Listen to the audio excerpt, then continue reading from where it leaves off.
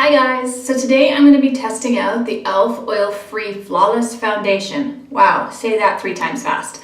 I've been super excited about this foundation for a while. Jessica over at Jam Beauty 89 has been raving about this since last year, and she and I have very similar skin types. She always talks about her struggle with dry skin, and I have dry skin as well.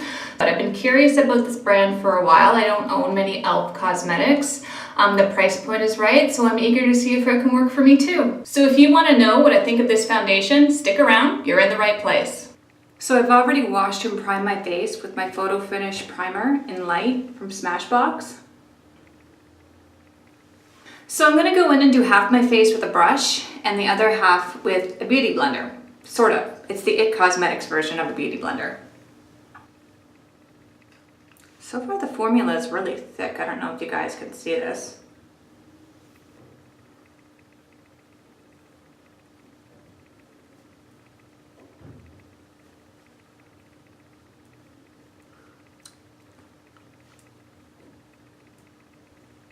It's blending really well so far, which is unusual for me because I don't usually, I don't know if you guys can see this, I don't usually use a foundation brush.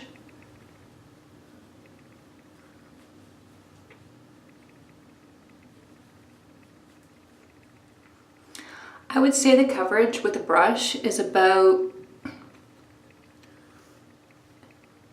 medium to light. Again, I don't know if you guys can see the finish in these lights.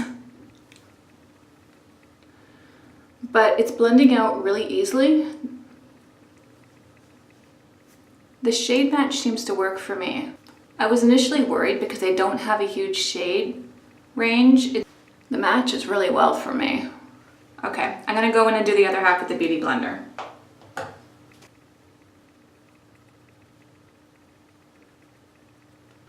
The coverage with the Beauty Blender seems to be more light. I don't know if it's just being absorbed by the sponge or what the deal is. Okay, so again, I don't know if you can see this. This is the side with the brush and this is the side with the Beauty Blender. And as you can see, I have a little bit of melasma here that I would like covered up. So I think I'm gonna do the other half with the brush and finish it off.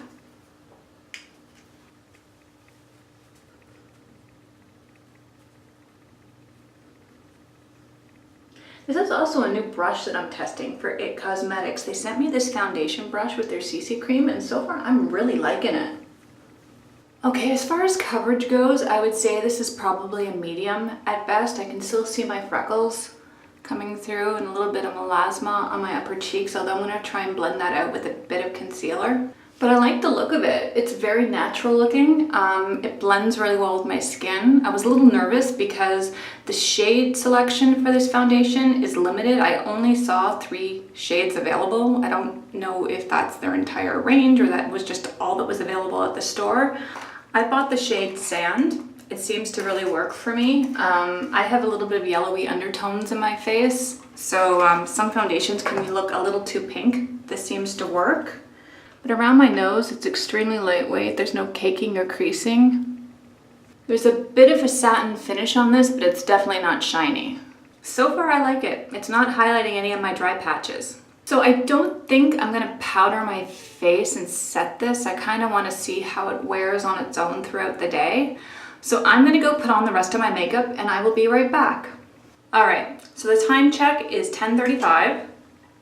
So far the foundation is looking really nice except for one thing. It is oxidizing like crazy on my skin. It is about a shade or 2 darker than it was initially when I put it on, but there's nothing patchy about it. There's no dry patches. It's blended really well around my nose area. There's no caking. So I'm gonna go and run some errands. I'll check in a few hours and I'll show you how this looks in natural light and how it's wearing throughout the day. So it is 2:55 in the afternoon. The foundation has been on for over 4 hours now. So far it's looking okay. So I'll tell you what I like about the foundation first before I talk about what I don't like about it. The finish is very smooth.